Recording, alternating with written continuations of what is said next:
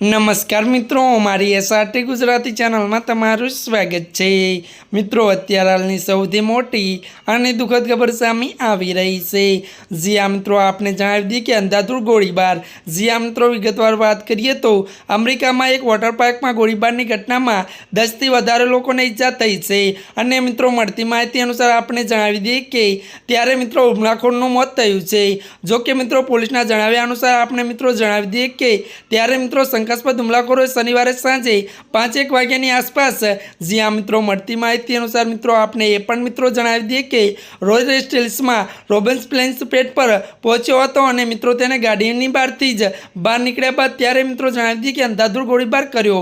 જ્યાં મિત્રો મળતી માહિતી અનુસાર આપણે એ પણ જણાવી દઈએ કે હુમલાખોરોએ 28 રાઉન્ડની ફાયરિંગ કર્યું હતું। જ્યાં મિત્રો અત્યારની આ દુઃખદ ખબર મળી રહી છે।